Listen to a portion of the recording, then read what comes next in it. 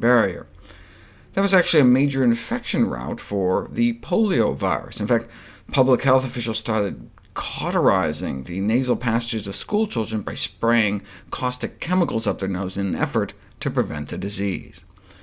So the concern is if maybe people breathe in some aluminum dust or something, it could be transported into the brain through these nerves at a rate of like 2 millimeters an hour, which is practically 2 inches a day.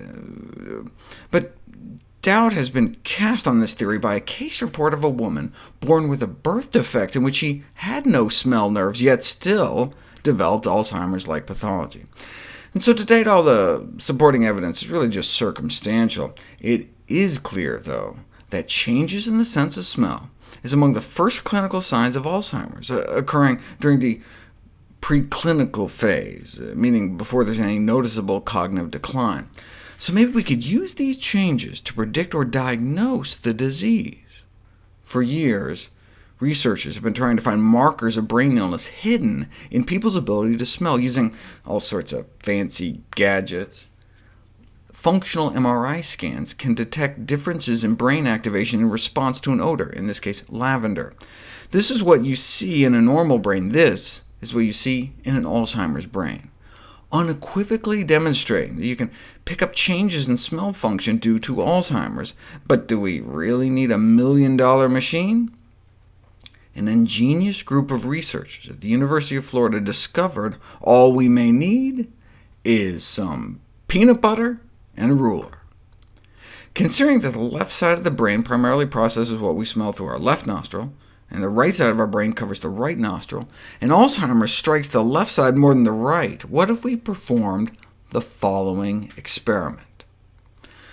Close your eyes and mouth, breathe normally through the nose, then close one nostril and hold a foot-long ruler away from the open nostril. After eyes, mouth, and one nostril are closed, a container of peanut butter opened at the bottom of the ruler and moved closer 1 centimeter upon each exhale, until the person indicated that they detected the odor. Then they repeated the whole procedure again using the other nostril. In normal elderly controls, they smelled the peanut butter as soon as it came within an average of 18 centimeters, which is about 7 inches from either nostril. And in the right nostril of Alzheimer's patients, it was about the same, 7 inches, no difference. But in their left nostril, only 2 inches. The peanut butter had to get all the way up to 2 inches before they could detect it through their left nostril.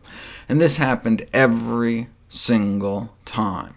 Left nostril impairment of odor detection was present in all the patients with probable Alzheimer's disease. No left-right difference in the control group, but a 12-centimeter difference in the Alzheimer's group. The disparity was so great that one may be able to set a kind of cutoff value for the diagnosis of Alzheimer's.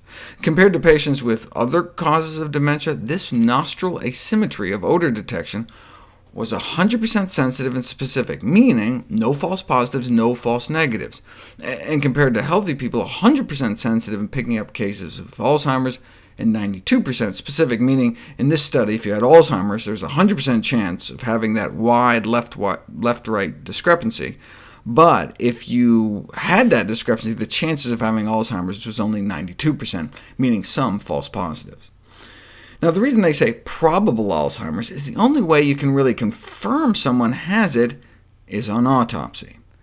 Their current criteria for diagnosing Alzheimer's requires an extensive evaluation combined with fancy PET scans and spinal taps. All these tests are expensive and hard to get, can be invasive with potential complications, and on top of that are neither highly sensitive nor specific, unlike this.